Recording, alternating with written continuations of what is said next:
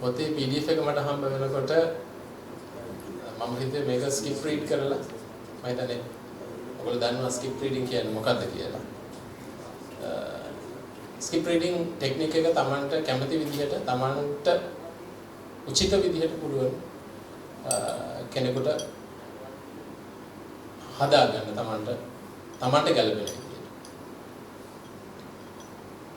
ඒකෙන් කියන්නේ අපි knowledge කියන එක scaffold කරන එක, දැනුම කියන එක scaffold කරන එකයි කරන්නේ. සමහර පොත් අපිට පුළුවන් අපේ දැනුම ඒ පොත ඇතුලේ තියෙනවද චෙක් කර ඒක වේගෙන් කියවන්න. හැබැයි සමහර පොත් උදාහරණයකට දැනුම ගොඩක් dense කරපු පොතක වෙනස් දැනුම ගොඩක් තියෙන පොතක skip reading කරන්න හරි අමාරුයි. අනිත් පැත්තෙන් ගත්තාම වින්දනය කියන එක තියෙන පොතක නව කතාවක, කෙටි කතාවක අපිට අමාරුයි skip reading කරන්න. මොකද එතකොට අපිට සමහරවිට ඒක අත්‍යවශ්‍යම දේවල් ටික මගේ හැරෙන්න පුළුවන් නිසා. ඉතින් මේක skip reading කරන්න ගත්තා නම් අන්තිමට මම දවස් දෙකමාරක් තිස්සේ මුළු පොතම කියෙව්වා. ඒක තමයි කරන්න වෙච්ච වැඩේ. පහුගිය සතිය දවස් දෙකමාරක් මම මේක කියෙව්වා මුළු පොතම. මට දැනෙච්ච දේ තමයි මේකේ ඒක පෙරවදෙනදී කතුවරයාත් කියන කතාවක්. මේක යම්කිසි ආකාරයක ටෙස්ටිමෝනියල් එකක්. ඔටෝබයෝග්‍රැෆි අපි ජර්නල්ස් දන්නවා ගොඩක් තියෙනවා. ට්‍රැඩිෂනල් ඔටෝබයෝග්‍රැෆිස් තියෙනවා.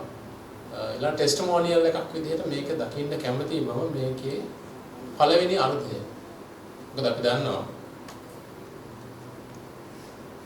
1948 අපිට නිදහස හම්බ වෙනකොට 1945 රාජ්‍ය මන්ත්‍රී සභාවට කනග්‍රහ මහත්තයා කියනවා නිදහස් අධ්‍යාපනය. ප්‍රබලව නිදහස් අධ්‍යාපනය අපි සියලු දෙනා ලැබුව සහ ලබන නිදහස් අධ්‍යාපනය 1945 රාජ්‍ය මන්ත්‍රී සභාවට ඇවිල්ලා එතනින් පස්සේ අපිට එන එක. හැබැයි 48 නිදහස අපිට නිදහස කියන එක හම්බ වෙනකොට ඒක ආර්ථිකමය වශයෙන් නිදහස් වෙච්ච නිදහසක් නෙවෙයි අපිට. දේශපාලන වශයෙන් ඒක අර්ධ නිදහසක්. හැබැයි අපි එතන ඉඳලා දිගටම ආවේ දැඩි ආර්ථික ග්‍රහණයක ඊට කලින් තිබිච්ච ආර්ථික ක්‍රමවේදයේ ඇතුළේ තේ පොල් රබර් විශාල වතු වලින් හැදිච්ච ආර්ථිකය තමයි එතන එහාට ඉස්සරහට ආවේ. මේකත් එක්ක මීරිගම සේනානායකලා ගන්නකොට රටේ බලය අපි දකිනවා ඒක ඇතුලේ හැදෙනවා පොලිටිකල් කන්ට්‍රඩික්ෂන් එකක් තියෙනවා. එක පැත්තකින් සේනානායකලා නඩත්තු කරන අතරේ මිලිරන් තේබල් රබර් අනිත් පැත්තකින් ඒගොල්ලෝ උත්සාහ කරනවා. ඒ කියන්නේ මැක්‍රෝ ලෙවල් එකේදී අර ඉකොනොමික් එහෙම කන්ටිනියු වෙනවා. එහෙම නැත්නම් මහේක්ෂ චිත්‍රයේදී ලංකාව ඒ වෙනකොටත් තේබල් රබර් ඇතුලේ තමයි යන්නේ. හැබැයි ශුද්‍ර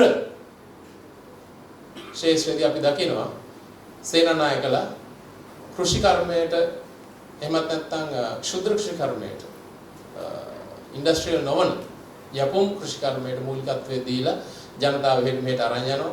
රටේ යම් කිසි ආකාරයක වෙනසක් කරන්න යනවා. ඒ ක්ෂුද්‍ර වෙනස්කම් කතුවරයා දකිනවා කොහොමද මීරිගම ප්‍රදේශයේ සිද්ධ වෙන්නේ කියලා. ඒතර මේක එක පැත්තකින් ගත්තාම මෙතනින් පටන් අරගෙන අපි ගත්තොත් ඊළඟට එනවා 70 77 කාලේ විශේෂ වෙනසක් 60 ගණන් වලින් පස්සේ කතුවරයා සවිඥානිකව මූණ දෙන 70 77 කාලේ සිදුවෙච්ච ආර්ථික වෙනසත් එක්ක සමාජ දේශපාලනික වෙනස රටේ සිදුවෙච්ච විදිහ ඒකේ ටෙස්ටිමෝනි එකක් විදිහට අපිට හම්බ වෙනවා මේකේ සිදුවෙන සිදුවීම්. ඉතින් හරි උත්‍රාසජනක සිදුවීම් වලින් ඒකයි මම කියවර මට සමහර ඒවා මිස් වෙනවා මේක අර ස්කිප් රීඩ් කරන්න ගියා නම් හොඳ උදාහරණයක් එක තැනක මේකේ තියෙනවා. කතුවරගේ තාත්තා රේස් එකක් දිනලා රුපියල් 1000ක් හම්බ වෙනවා. රුපියල් 1000 හම්බුනහම එයා පවුලේ හැමෝටම ඇඳුම් අරන් යනවා. තාත්තා. එළ දැන් ඇඳුම් මැදලා කරලා තියෙන අතරේ සිනමාව බණ්ඩාරනායක එනවා මීරිගමට. එනකොට එයාගේ ස්කොට් එකේ එන්නේ ට්‍රේල් බයික්ස් වලින්. මේ ට්‍රේල් බයික්ස් බලන්න මේ කට්ටියන සිනමා බණ්ඩාරක බලනකොටත් වඩා එතන උඩට මතුවෙන්නේ මේ ට්‍රේල් බයික්ස්. එච්චර කාල දෙකල් තිබිච්ච ස්කූටර්ස් නෙවෙයි මේ. අමුතුම මේ මේක දකින්න බලන්න යනවා. ගිහිල්ලා එනකොට අර රෙදි ටික හොරු අරන් ගිහිල්ලා තියෙනවා. මේ සිද්ධිය ඇතුලේ ඒ විපර්යාසයන්ගේ උත්ප්‍රාසය හරි ලස්සනට වියන්න පුළුවන් වෙලා තියෙනවා. පොතේ මුල් භාගයේදී කතෝරයාට. ඒක අර දේශපාලනිකව සිදුවෙච්ච විපර්යාසය. කොහොමද මේ ක්ෂුද්‍ර අත්දැකීම් ඇතුලේ විය වෙන්නේ කියන්නේ. මේක අපි දකිනවා මේක අපි ගත්තොත් දේශපාලනික වශයෙන් වටිනාකමක් තියෙන ඕනෑම කලාකෘතියක් ඇතුලේ අපි දකින්න දැන් උදාහරණයක් ගත්තොත් මම ඔය જાතියෙන් හරි කැමති කතා කරන්න ධර්මසම්පති රාජිගේ බඹරුව චිත්‍රපටය. කොහොමද ශුද්‍ර අධ්‍යක්ීම් ඇතුලේ අර මහේක්ෂය රිප්‍රසෙන්ට් වෙන්නේ එහෙමත් නැත්නම් ඒක කොහොමද යලි ලියවෙන්නේ කියන්නේ. මේක රසයක් වගේම සැබෑ ජීවිත අත්දැකීම් ඇතුලේ කතෝරය ලියනවා මට ඒක දැනෙන්නේ අතරම කෘතියේ මුල් භාගය ඇතුලේ. හැබැයි එතන ඉඳලා මේකේ පළවෙනි අර්ධයේ පළවෙනි chapters 3 විතර ඉවර වෙනකොට මේකේ මම දකිනවා මේකේ මුහුණුවර ටිකක් වෙනස් වෙනවා. ඒක ඉතින් මට වැරද්දක් විදිහට හඳුනන්න බෑ. හැබැයි මගේ අත්දැකීම එතන ඉඳලා මේක මට හිතෙනවා මේක කැඩිලා පොත් දෙකක් වුණා නම් හොඳයි කියලා. හැබැයි ආය අපව chapter 9 10 වගේ වෙනකොට කතෝරේ ආපහුර පරණ හොයා අල්ල ගන්නවා. ආපහු එතෙන්දී ජනතා විමුක්ති පෙරමුණේ පන්ති පාඨ සහභාගී වෙලා තිලක් මං හිතන්නේ පන්ති කරපු කෙනාගේ නම තිලක් අහන ප්‍රශ්න තුනක් තියෙනවා නිතරම. මම හිතන්නේ ප්‍රශ්න තුන ඇතුලේ ඒ කාලේ දේශපාලනයේ යෞවනත්වයේ ප්‍රශ්න කිරීම ඒකේ යම්කිසි ආකාරයක මාක්ස්වාදී නඹරුවක් වගේම අනිත් පැත්තෙන් ගත්තාම මේකේ යම්කිසි ආකාරයක existentialist approach එකක් එහෙමත් නැත්නම්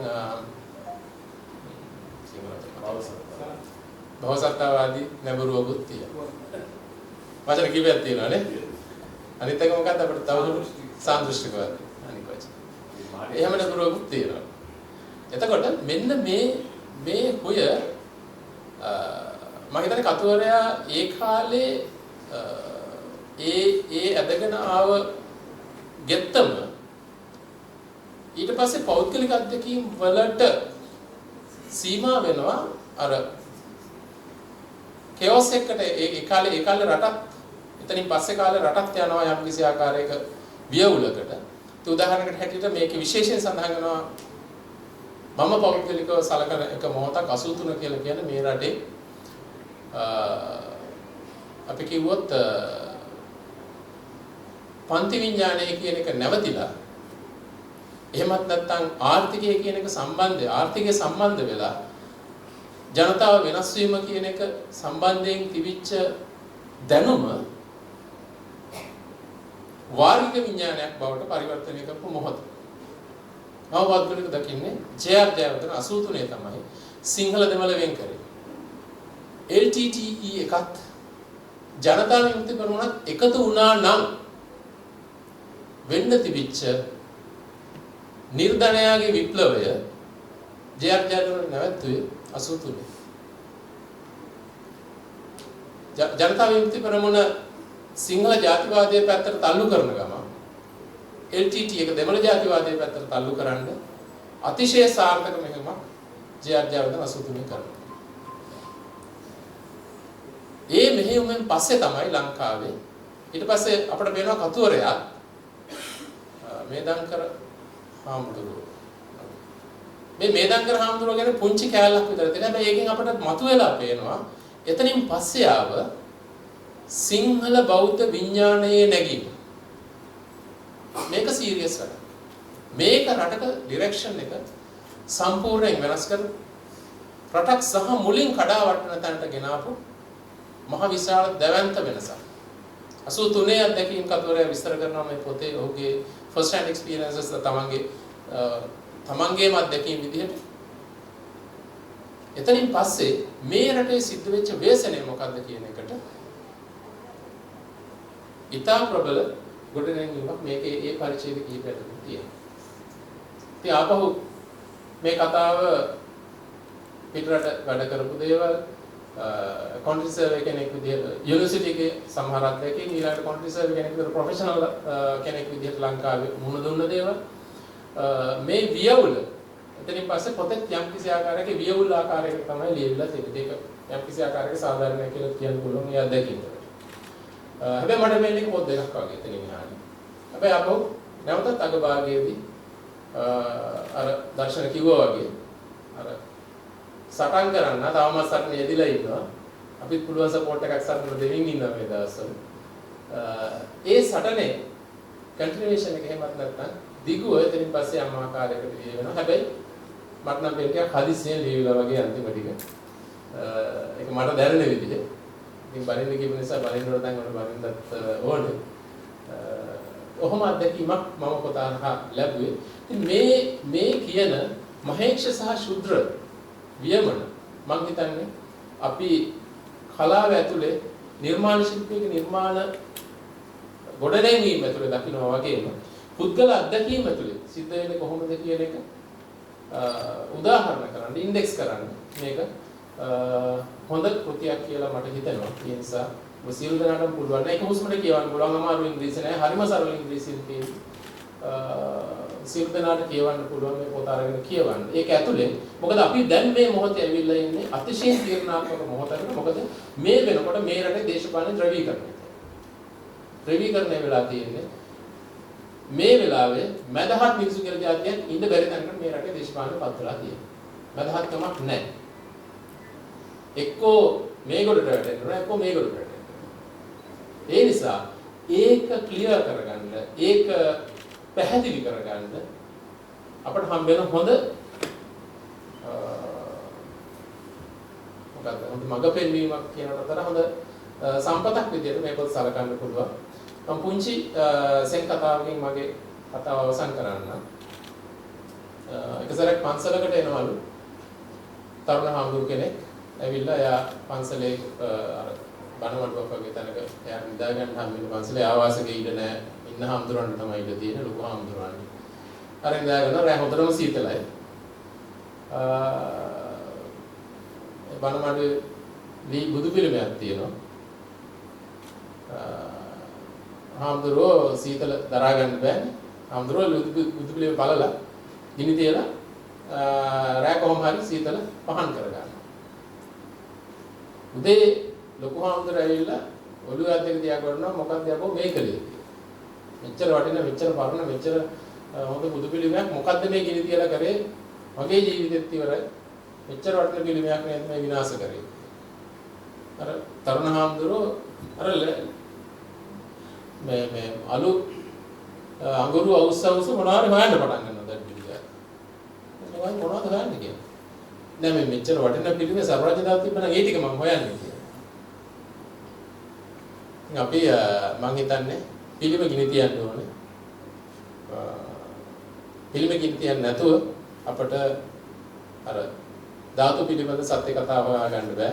ඉතින් මේකේ අවසාන වශයෙන් කතුවරයා යම්කිසි අනාගත දැක්මක් නිර්වචනය කරනවා. ඒක ඇතුලේ යම් සැලකීමක් තියෙනවා මේ බෞද්ධ දර්ශනය මේ දේවල් දුරු කොට ගන්න ඕන කියලා. ඔව්. අභ්‍යන්තරික වශයෙන් එමත් නැත්නම් සාරයක් විදිහට අපිට පුළුවන් දාර්ශනික දේවල් එකතු කරගන්න අපේ අනාගතය වෙනුවෙන්. හැබැයි ඒක තවත් අපි කිව්වොත් අවස්ථාවාදී යම් පිරිසකට අතකොළුවක් නොවන විදිහට අපිට ඒක කරන්න පුළුවන් නම් මම හිතනවා අපිට වඩා යහපත් අනාගතයක් වෙනුවෙන් බලාපොරොත්තු තියාගන්න පුළුවන් කියලා. ඉතින් මගේ සුබ ප්‍රාර්ථනා ආචාර්ය චන්දජාලච්ච මගෙත් එකට මේ දවස්වල වැඩ කරන්නේ. අපි දෙන්න බොහෝ අත්දැකීම් බොහෝ පීඩනයන් බෙදා හදා ගන්නවා මේ දවස්වල අපිට එල්ල ඉතින් අර වයිශාන්සල කිව්වා වගේ ඇකඩමික් කැරියර් එකත් තුමාගේ ප්‍රොෆෙෂනල් කැරියර් එකත් ඒ වගේම මේ පැත්තත් තව තවත් සාර්ථක වේවා කියලා ඉතින් ප්‍රාර්ථනා කරනවා. බොහොම ස්තුතියි.